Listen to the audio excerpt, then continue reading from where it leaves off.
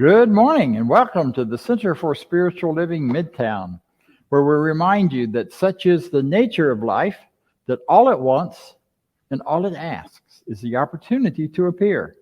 You're the opportunity, and so am I, and so it is.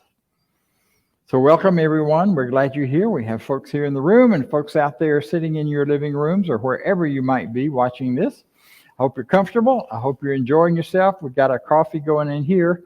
And knowing with me that wherever you are, whoever you are not only welcome, but you're honored. You're honored for the individual life that you have, the individual expression of life that you are.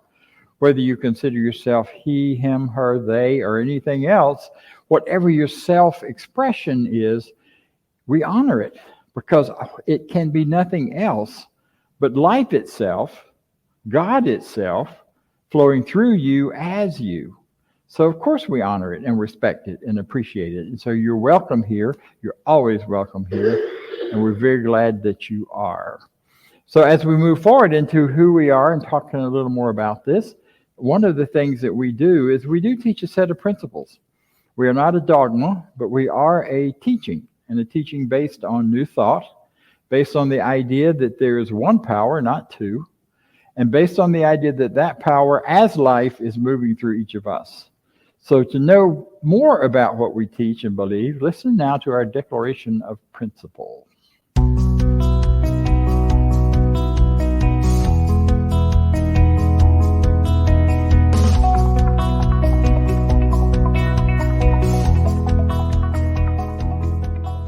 I believe in one God, one absolute power and first cause to all things.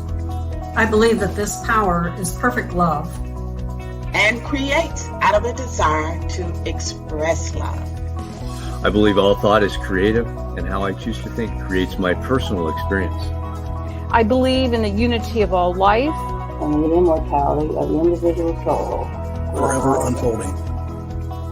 I believe in the eternal goodness, the eternal goodness of God, the eternal loving kindness, and the eternal givingness of God to all.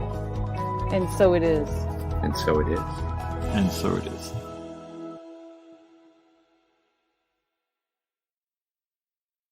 From the Declaration of Principles that Ernest Holmes, the founder of this movement, wrote just in the moments prior to going on air for a radio interview. I know some of you remember radio. And the idea was, they asked him, we're going to ask you, what do you guys teach? What do you guys believe? And he thought, so he grabbed a piece of paper, jotted down the ideas, and they have remained all these years now as the Declaration of Principle. Word has it that it has stayed pretty much as he wrote it on that scrap of paper before he went to be interviewed. So we share a part of it on Sunday morning. There's a lot more to it. It's got several more points. And you can find those on our website and in lots of other places, but definitely on our website at cslmidtown.org. Take a look there and see what you would like to know and what you would like to know more about. Some of the people on that video are practitioners, and practitioners are folks who have studied this teaching, who know how to use the principles that we teach, because we teach principles that are for your own improvement, my improvement, all of us growing greater and greater experience of life. And a practitioner is someone who is licensed, has been trained and is licensed to use this for themselves, but also to be able to do this for other people, to help guide other people in their growth. So if you've run into something that's just not quite working, or something you've been wishing you could change, but everything you've been doing hasn't quite worked, then contacting a practitioner is a great way to get you over the hump and get you the next. Because sometimes another person can see truth for you when you can't see it in yourself, when you can't see it because you're too bogged down in the story perhaps, or lots of other reasons. So consider that for your own personal life and your personal growth. You can find our practitioners listed on the website. You find a contact there to be in touch with them, or you can just put in a request through the website for what you want more of or a greater experience of. And we'll do that and then get back to you. or let you know if you give us contact information. But even if you don't, if you just put a request, we'll still do that work for you. So now we're going to hear from a practitioner who's going to talk to us a little bit about prayer and treatment, and also will share a spiritual mind treatment with us, which is our primary practice of prayer. And she's coming to us live and in person from Florida, where she lives in St. Petersburg and has an amazing ministry down there. So without any more talk, let's just welcome Norma Roberts. Thank you. Yes. Thank you, Reverend Bob, and good morning to all. It's simply wonderful to be here. Today, before we go into treatment, though, I would like to share with you an inspirational message from 365 Days of Rich Living that prepares the mind for prayer that works. Listen, I am secure in God. Nothing can withstand truth, and I am knowing the truth of my being today. I realize that evil is neither person, place, nor thing. I believe that God is the only reality in my life.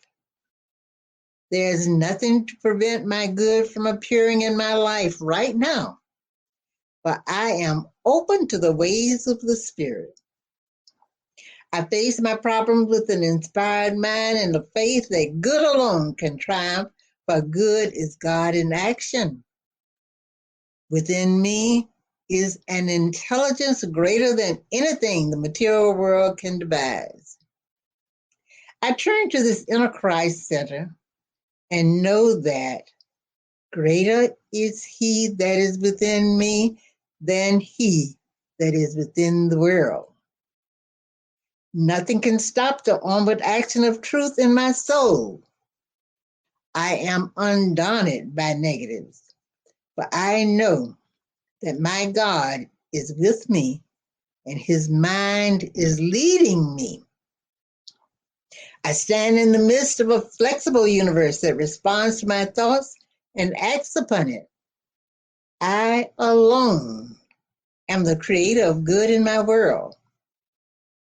I handle my thoughts rightly in order to bring this good forth into my experience. I am free of all problems, all fear, and all possibilities of failure. I know with certainty that good God is for me.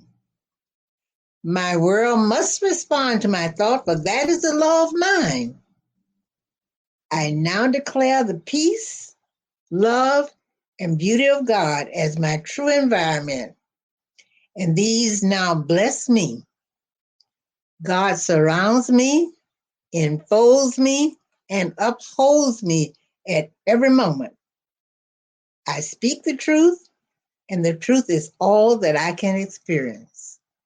This message is just a message of faith, and the faith that gets the job done. You must believe in whatever you desire. You must know that it is possible. The impossible can be possible if you believe.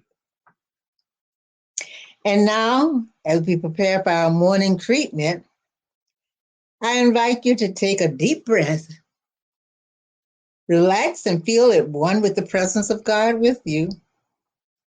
As I speak in the first person, take as much as you desire for yourself and just let it be.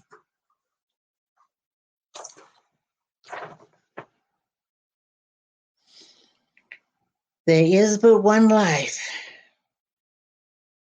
That life is the life of God, and that life is my life right here and right now. This I know, and I know that I know. There is one. Although we say we and the I are one. In a consciousness of divine oneness, I speak my word for the resolving of any particular problem that concerns me now. I know there is no need too small or too great for infinite intelligence to meet. So I turn my attention to that inner source and receive its guiding action. I accept that God is all and all is God. Therefore, this too is good. I speak to the rambling thoughts of my mind and I say, peace be still. And know that I am. I right now declare I am an overcomer. In every season, I will say absolutely nothing is impossible. For I believe in God and I know that God answers prayer. There is no obstacle too difficult to overcome, no goal too high to reach. God has equipped me with everything I need to accomplish what I could never do on my own. With great gratitude, my trust in Him because His grace is sufficient for me. Nothing can separate me from the divine presence within me. With complete faith in God's power, I know that all I am and do is the divine within me expressing itself through me. For I know that as I change my thinking, I change my life. In my mind, I hear comforting words that strengthens my faith.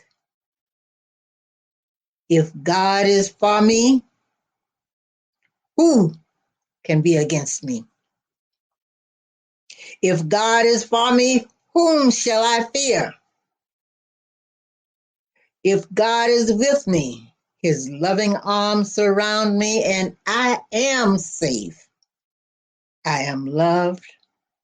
I am healed. It is with great thanksgiving, regardless of the perceived healing need or the heart's desire. I know that I am safe. I know that I am loved. I am healed. I now release His word to the law that responds by corresponding, knowing if God is for me, who can be against me? If God is for me, whom shall I fear? If God is with me, His loving arm supports me, and I am safe, I am loved, and I am healed. As together we say, and so it is.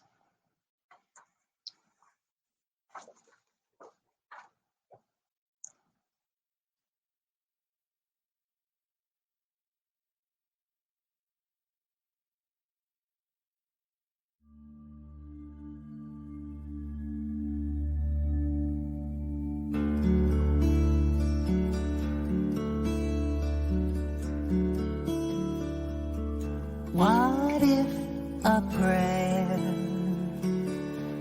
is not a plea, a desperate call with tears that fall on bended knee, but breathing out and breathing in, it's God in me that lives and breathes, my trusted friend. My life is a prayer that God is praying. My thoughts are words that God is saying. My laughter is the sound of angels playing. My life is a prayer that God is praying.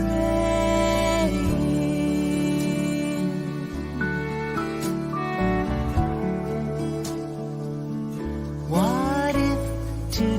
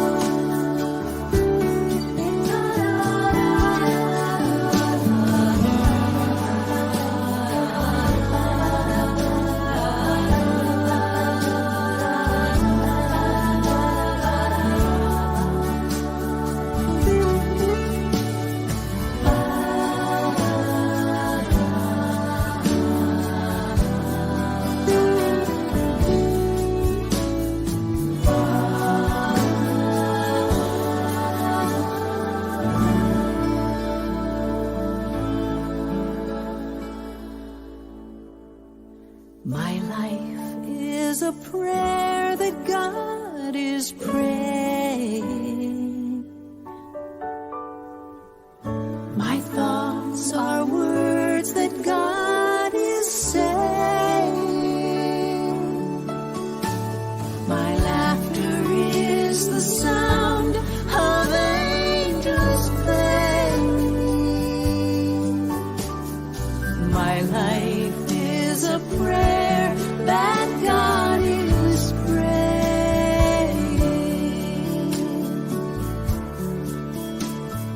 My life is a prayer that God is praying.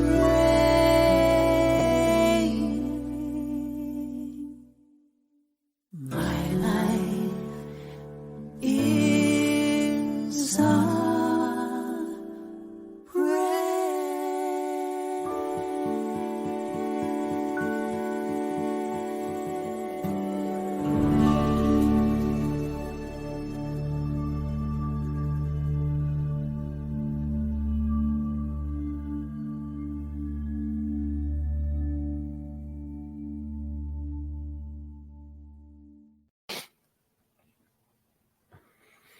Wow. Take a moment and just let that soak in. That is the most profound version of anything I've seen or heard anywhere on what prayer, as we understand it to be in this teaching and in oneness, really is. I don't know if it's that country music sound that takes me back to childhood or just the power of their faith as they sing it, but that song really, really moves me. And I hope it has you. If you don't remember anything else from this Sunday or from these talks, remember them. And remember that song. And when you forget where you are and what's going on, and life may get interrupted with all kinds of distractions, remember, whatever you're living and however you're living it, it is a prayer that God is praying. Now, we're going to unpack that a little bit and talk a little bit about it because it's such an important concept, and it is at the core of what I believe this teaching we teach, the science of mind, new thought, is really all about. You know, we emerged and evolved as a healing teaching ministry and a healing teaching program. The early people in the 1800s, late 1700s, were doing amazing work in healing people and doing it through consciousness, not through any other kinds of means. And I mean, the list goes on and on. You know, there's Quimby, there's the one I can't think of that's in Virginia Beach. And there's Ernest Holmes, and there are folks in Australia and New Zealand and Chicago and all over the country doing this at the same time. And when people started asking, tell us what you're doing so you can teach us, so we could learn to do what you're doing. That's how the teaching evolved. It didn't start with a teaching and then now let's go do something with it. It started with a grassroots from within expression of the infinite showing up in relationship with people for people, and then that finding form and shape in words and in ideas and in language that somehow could be related. And a lot of it sounds very much like Christian language at times because that's how it started, and it was using those ideas because that was what was familiar, but it's trying to put a whole different meaning and spin into that. So I want to start off by doing a little bit of the early ideas around what prayer really means. And you know, when we say prayer, I'm always hesitant to use that word because I much prefer spiritual mind treatment, which sounds very clinical and a lot of folks don't like it. But the reason I like it is it describes exactly what we're doing. We're not asking for anything from somewhere out there, like God sitting on a big cloud up there that's going to hand out prizes or punishments based on how you're behaving. But or how you're praying, or whether you're the right person to be doing the prayer, or whether you need to get somebody else to do it who prays better than you, or any of that nonsense. But it's that idea that prayer is the prayer of God moving through us. Instead of prayer, we call it spiritual mind treatment, because what we do when we're actively aligning with and doing the language of prayer, speaking the words, whether it's out loud or in our hearts, is that we are creating a space in consciousness where our mind is being treated to the greater idea, being treated to the influx and the power of the infinite moving through us. One of my favorite quotes is from Emerson that said, we need to get our bloated nothingness out of the way to allow the divine circuits to flow, because they're already built into us. And so much of our work around spiritual mind treatment or affirmative prayer is to find those things which are standing in the way and let them go. Ernest Holmes says in the Science of Mind textbook that the difference in looking at the differences in what we call prayer and what we call spiritual mind treatment, that to be a spiritual mind treatment, you have to start with three basic things. And prayers might be that. And prayers from all other religions or wherever might be that, if they have these qualities. If they have the recognition of the divine or the spirit as being omniscient, meaning all-knowing, the omnis, which are built on the idea of Om. The sound Om, which is the sound of the universe. The vibration that is the vibration of all of the universe that we live in. Now, I mean the physical as well as the energetic, emotional. And that Om that we make, all of our vowel sounds, all of our are created out of some version of Om, and all of our consonants are the interruptions of the sound. Think about that. Your consonants are interruptions of that sound. So the omniscience means the allness, the completeness of knowledge, the all-knowingness. If your treatment or prayer or spoken word includes a recognition of the omniscience, of the omnipotence, the omnipotency of power, the power of this infinite. And here's the real kicker, the real difference. You got to have the third part. Those two by themselves don't get it. The third one is the omnipresence. And that's what that beautiful song is so carrying through for us. It is the very presence of that infinite within us. You don't have to do anything to make it be there. You don't have to sign up for anything. You don't have to sign on to a dogma or join in any kind of organization or church or whatever. It's already there, built in within each of us. And so if your word is spoken with the recognition, let's say, talk about recognition. What's recognition? Recognition is noticing, realizing, being and knowing it. It isn't enough to say the words. I can teach you a spiritual mind treatment right now. In fact, we'll get to that later, that you can use. But if it's just words, it's just words. You might as well be, singing your favorite song, because it's not going to do much good. Probably your song will do more good. But if the words carry with them the recognition that power, that infinite power that is ultimate and infinite, is present in you in this moment, in your thoughts, in your ideas, and it carries with it all of the knowledge needed to manifest and bring forward the thing you're asking for or the thing you're affirming. Wow. What a walk. The challenge is staying there, right? Because we get there, and then we go out of there, and then we get there, and then we get distracted by a world that tells us there's two powers, a world that tells us there's terrible things happening around us, because there are. And then how do you put that together with all of that? But that's another talk.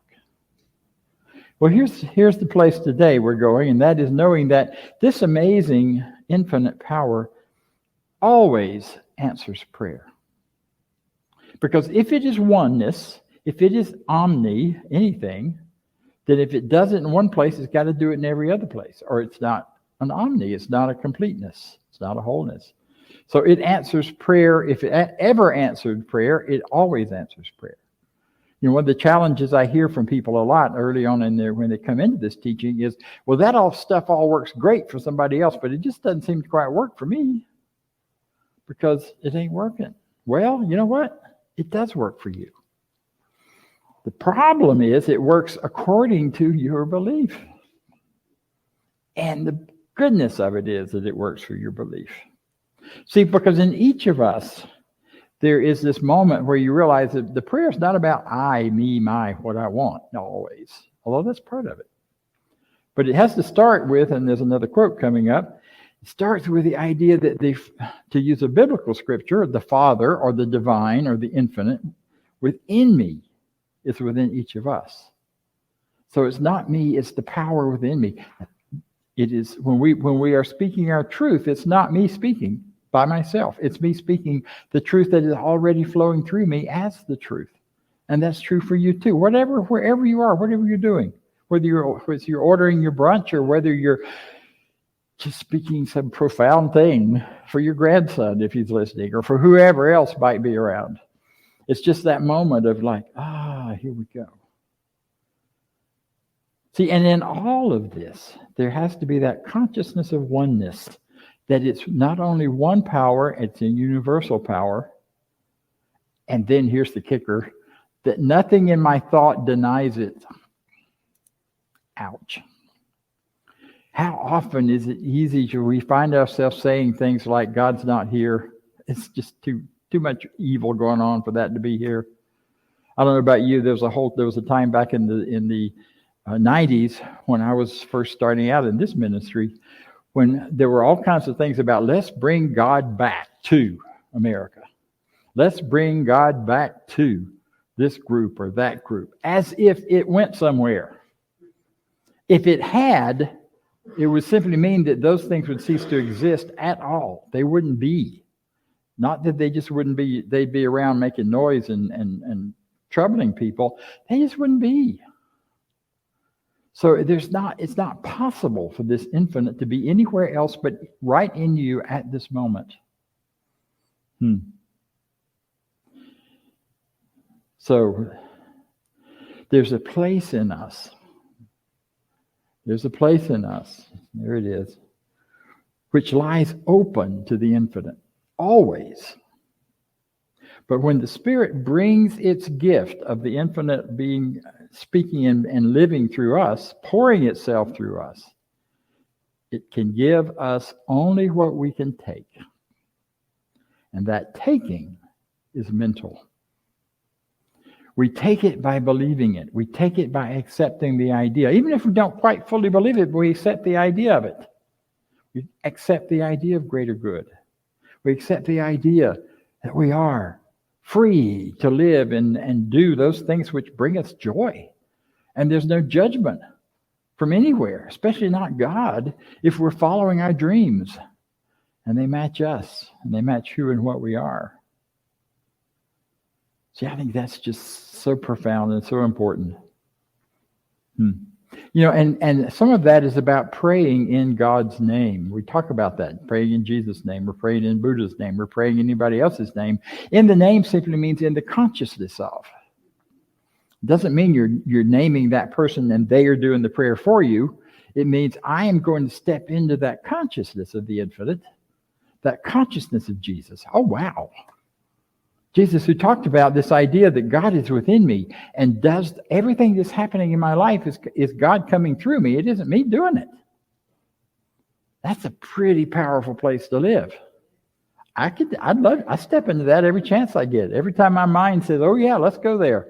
Let's go there instead of in the name of fear, or in the name of doubt, or in the name of this political movement or that political movement, or in the name of this group or that group, or my ethnicity or somebody else's, or all that stuff.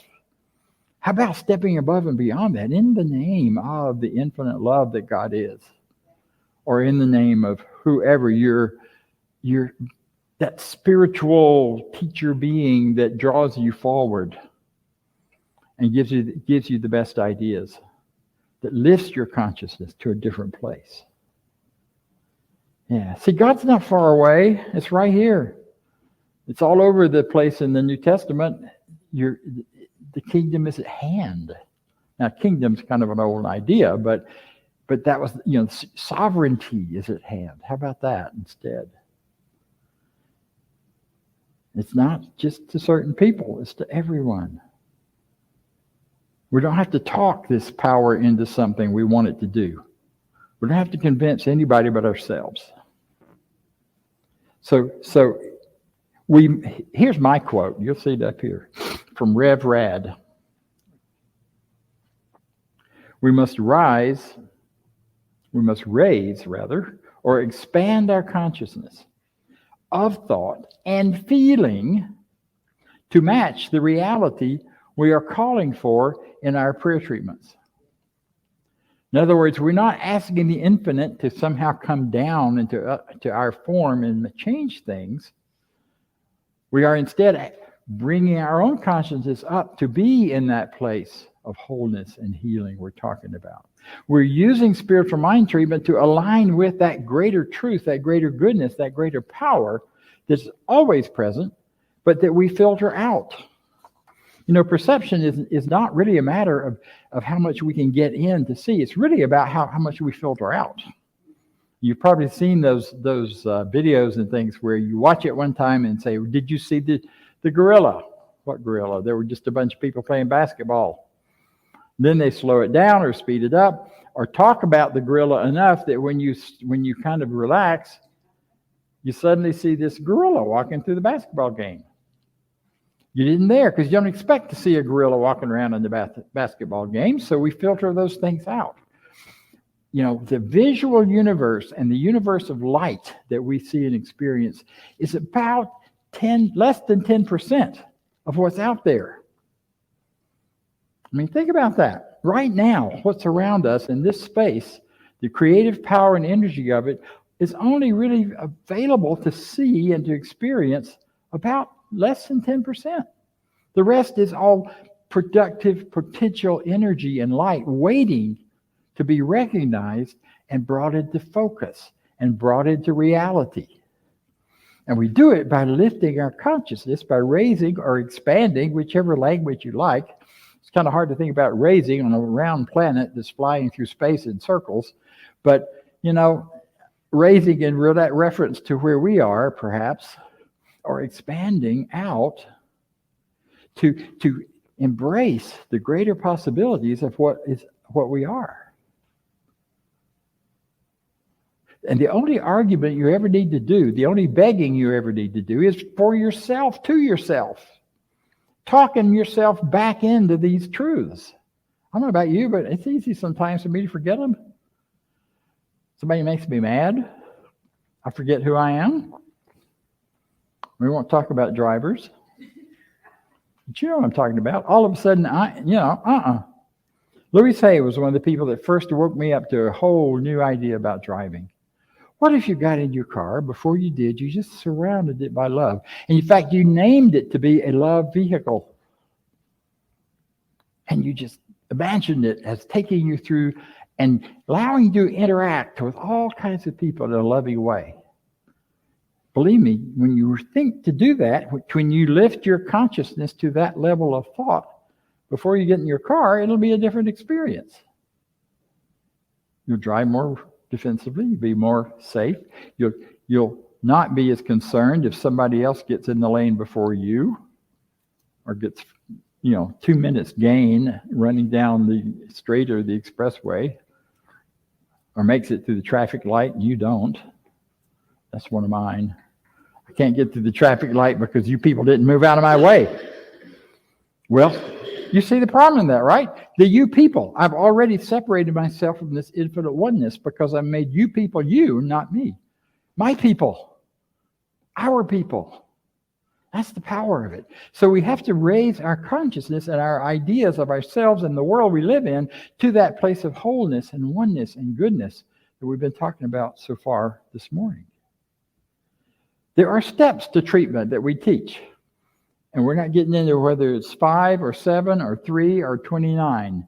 The steps don't matter. It's the thought and the way you're using them to raise your consciousness to that place of oneness, to that place of possibility, to that place of truth, to that place of reality.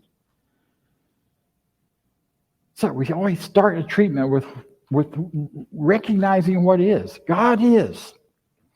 That's, like I said, we're going to teach you a short treatment where you can do it right now. You go with your thoughts about what is this infinite power? And if you catch yourself recognizing or thinking that, God's out there somewhere, or God is the universe, that's one of the new ways. There are a lot of these thoughts and ideas now that are all over the place out there in our world of business and our world of advertising and world of everything else, where we see it coming back to us.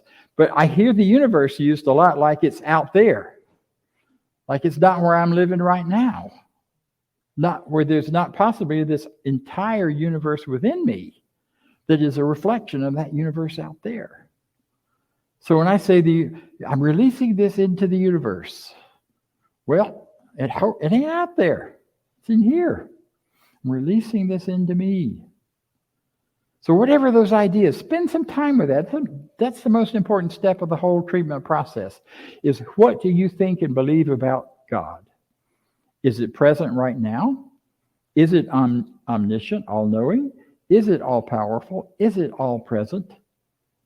There's so much science now about how the universe we live in and how it works, between the brain scientists and the physicists, that are showing us that in every tiniest little space of space within us and around us, there is such a creative power happening.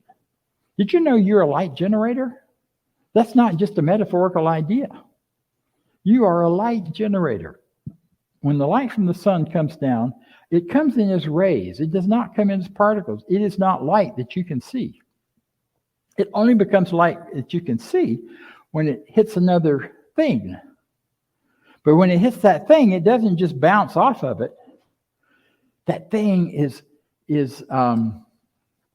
activated to create its own light, and that's what you see, is the ray that comes off of another thing or being that they created.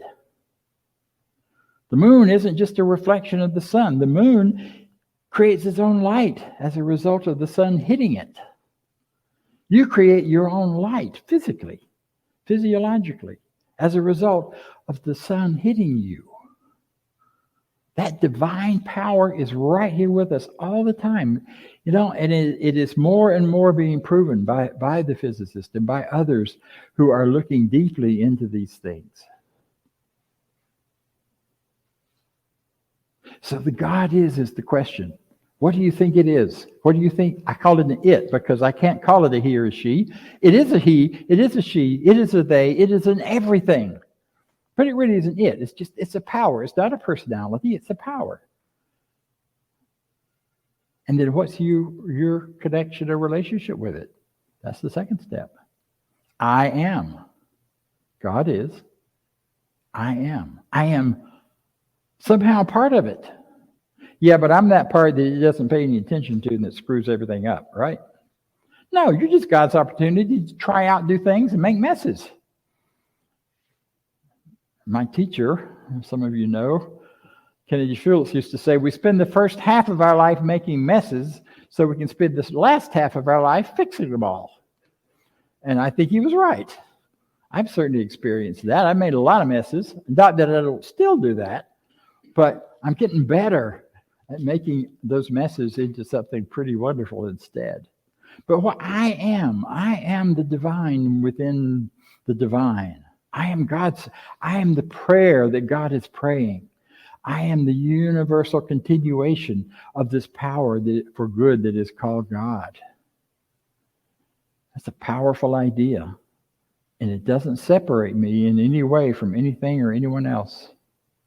I'm a part of this cosmology and environment and habitat that is Earth and that I am on and part of. Yesterday was Earth Day, and I was really tuned into that.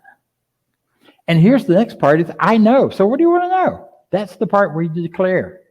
Not, I really want God to do this for me because I can't know. It's the, I know, therefore, that my body is healthy and constantly being restored to greater and greater health and greater truth. I know this to be true. And I'm standing in that truth. Now, I don't know about you, but when I get to that point in a prayer process or a treatment process, that's where the other part comes in. So, yeah, right, Bob. If your body's so great, how come you've got all that sticking out in front of you? If your body's so great, why this, why that, why the other? All those negative ideas start popping up. So then I declare those may be negative ideas of separation and division and away from Godness, but those ideas have no power in my life whatsoever. I acknowledge them, there they are, and I send them back to the nothing they're trying to come from. Because the truth is, I cannot and will not create based on those negative ideas.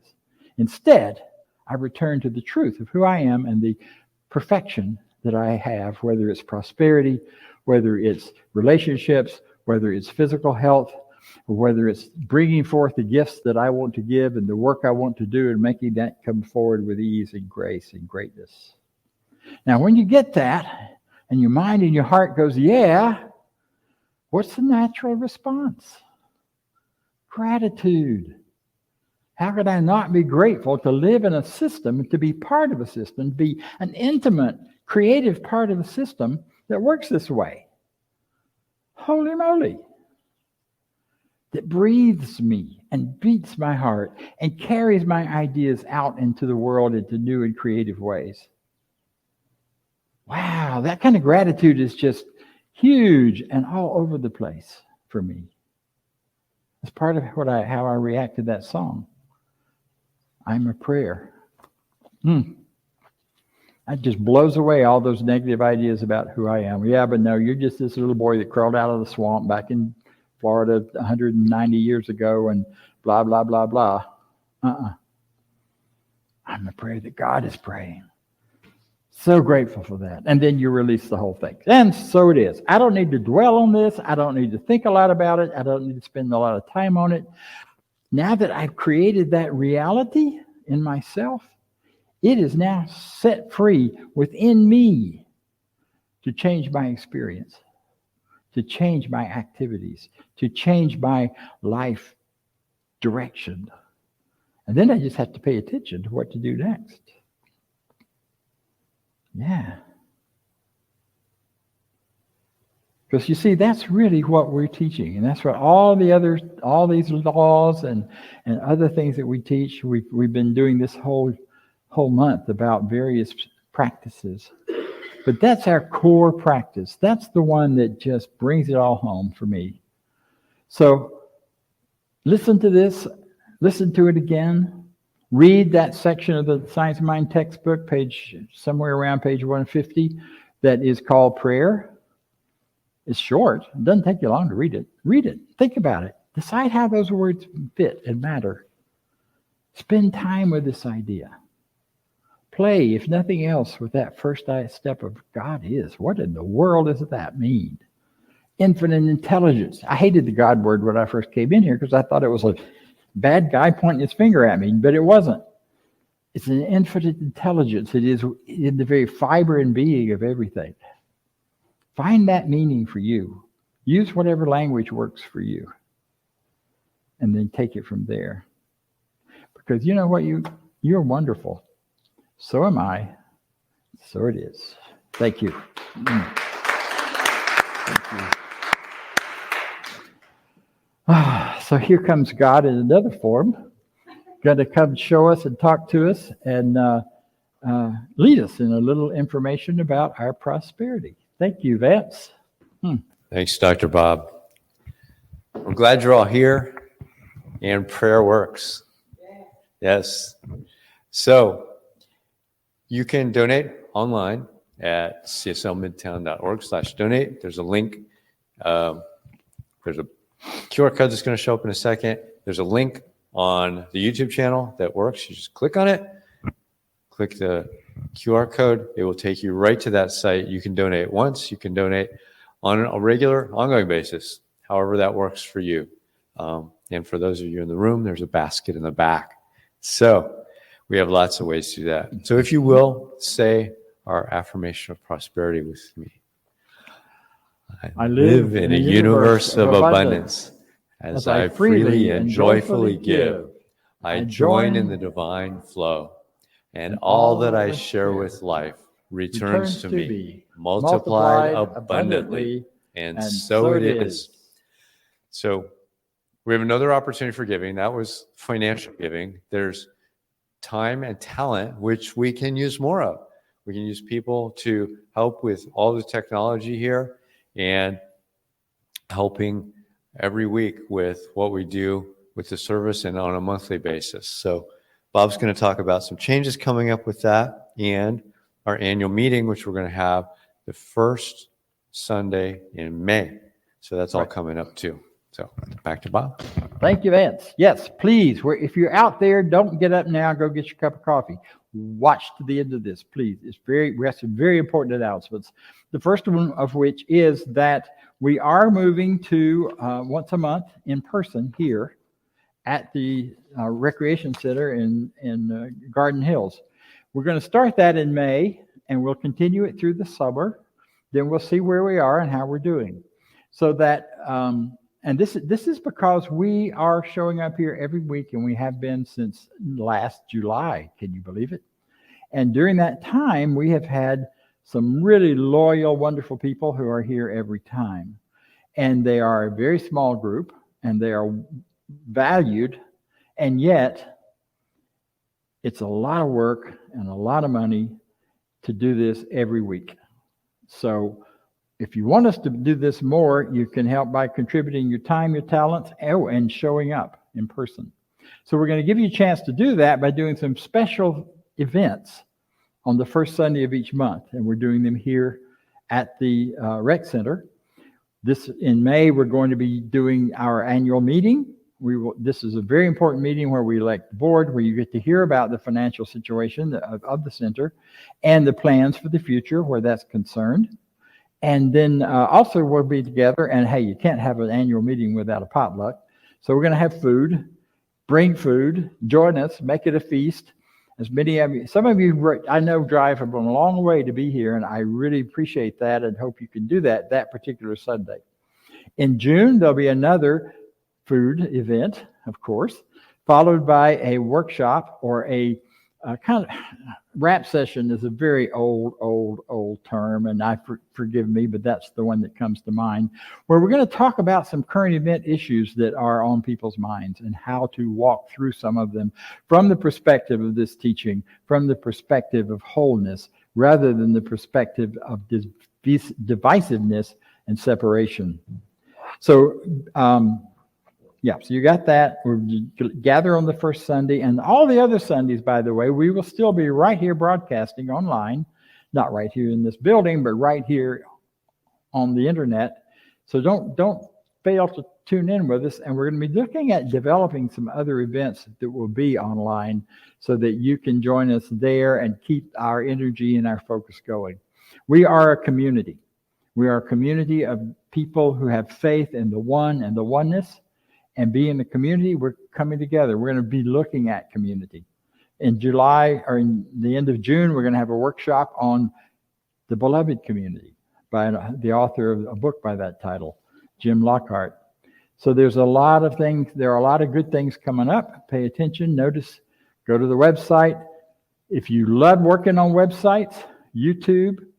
If you love Facebook or TikTok or whatever, and you want to help us out with doing those things to get the word out even further and bigger and louder and noisier and sillier, perhaps, join us. Or more serious, either way.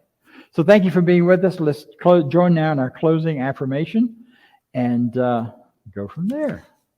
So I leave this place now knowing something better than I knew before.